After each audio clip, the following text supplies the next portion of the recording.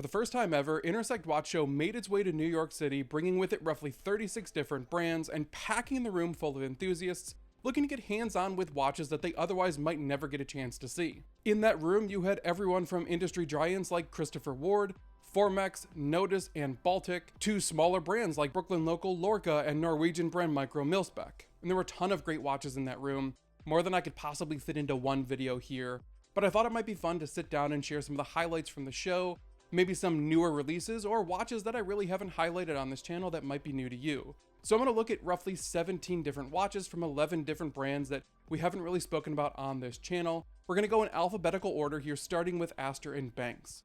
Now the first watch I want to highlight is the Sea Ranger M2. Yes, this watch has been out for a little while. It is a solid dual crown diver that solves that pesky problem of the inner bezel moving when you try to screw in that top crown. Something that other popular divers have, and it drives me absolutely crazy. Now up until this point, I had only tried this watch out on bracelet, which is absolutely great. However, at the show, they had it on this solid rubber strap with a quick deploying clasp. Now they don't have this option on their website, and they don't even sell it separately. However, it completely changed the look and feel of the watch, and I really like that change. Now the other watch from Astor+Banks that I saw there, I actually dubbed the best new release of January, and that is the Terra Scout. The Terra Scout, which I actually had to ask to see and is currently facing an annoying shipping delay due to what I believe is a frivolous cease and desist, much to the chagrin of everyone like myself who saw the instant smash hit from the brand. Anyway, I can confirm for those of you waiting that this is just as good in person as we thought. The lume dial with the Cerakote case is fantastic and a truly unique take on the field watch, with the standard version still being a great option. I really love this new release, really enjoyed the modification done to the reverse date window, and who doesn't love a smattering of lume? Speaking on lume, I do want to give a very quick shout out to Awake, who, if you haven't seen them in person, they have this very interesting application of lume on their Sanmai versions, where they actually apply it to the underside of their details to illuminate the dial and the details in a very interesting and unique way. It always distracts me from looking at the rest of their table, despite their products having some very high-level craftsmanship. Next up was Bravur, and this is a brand that has actually been around for quite some time, focusing really on cycling as their primary inspiration for a lot of their watches.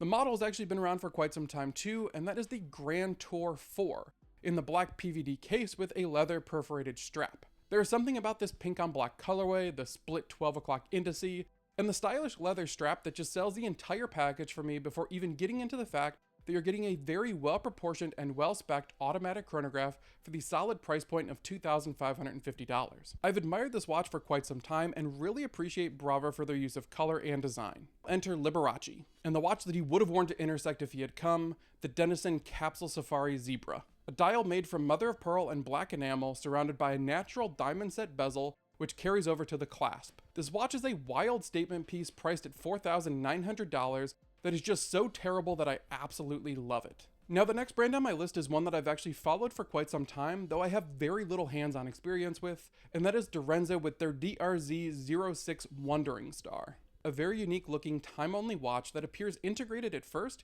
yet can actually take any strap, carrying some very complicated lines and finishing on its automotive-inspired case. The bold dial brightens as you fall into its bowl shape, and leaves space for its mystery seconds hand floating at 6. Again, lume was a big focus in the design, which really is just a lot of fun, again packing in value at just over $1,000.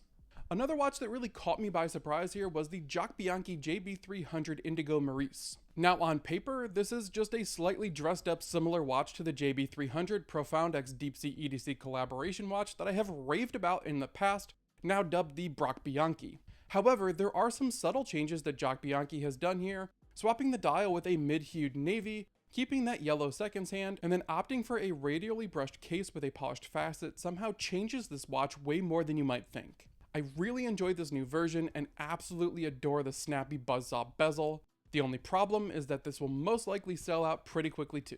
Luckily, New York City-based micro brand Lorca came out, which meant that I got to once again wear their Model 2 chronograph. It's really hard to describe this watch quickly, apart from the fact that it is simply just a vibe. Dripping with unique charm, yet carrying modern build quality and a visual that sets it apart in the market, the Model 2 is an under-the-radar darling for those seeking something different. It nails all of its touch points, from the visually stunning guilloche 12-hour rotating bezel to the extremely comfortable bracelet, all packed into a well-proportioned manually wound chronograph. Now the next one is pretty strange in design, yet once you put it on wrist it makes complete sense, and that is the Machina Azazel, a big chunk of stainless steel sporting an almost sci-fi design language with an indented display holding lines of lume and a rotating small seconds disc. This watch from Machina really caught me by pleasant surprise, and I had a bit of a weird moment when strapping it on, as I swear the Halo music started playing in my head.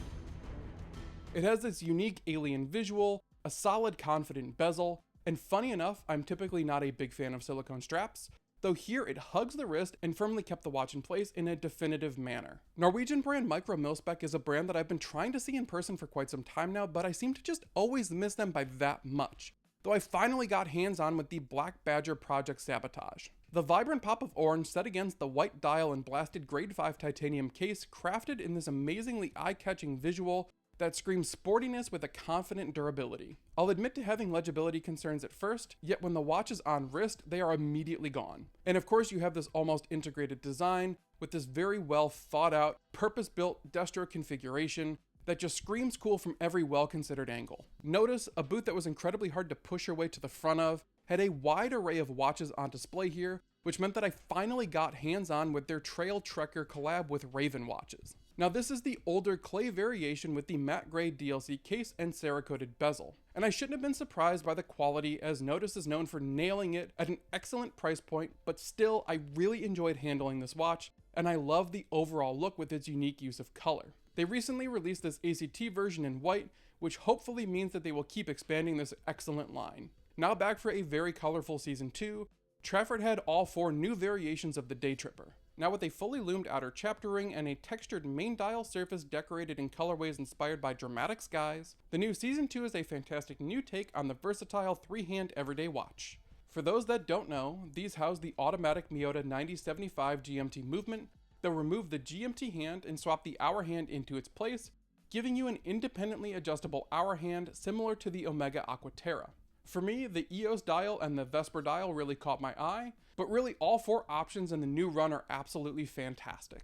And the last 2 watches here I want to talk about actually hit on very similar notes and absolutely nail all of the same details because they're coming from the same brand founder, however they're coming from 2 different brands. Now the first is the MKII Project 300 Big T Date, the closest thing that you can get to a modern built 1960s Omega Seamaster 300 with broadsword hands, great legibility with BGW9 Superluminova, and just solid build quality. And the second here comes from Tornek-Rayville with the TR660, a watch that I have adored for a very long time now, built to a solid specification with all of the vintage charm of early 60 military dive watches with modern materials and the fantastic original ribbed nylon strap. No, these are not new watches, but being so popular and always produced in limited runs, it was just great to get hands-on with them once again. But those were just a few of my favorite watches from the show. If you were there, I would really love to know what your favorite watch from Intersect in New York City was in that comment section down below. Also, while you're down there, let them know that you want them back here in New York City,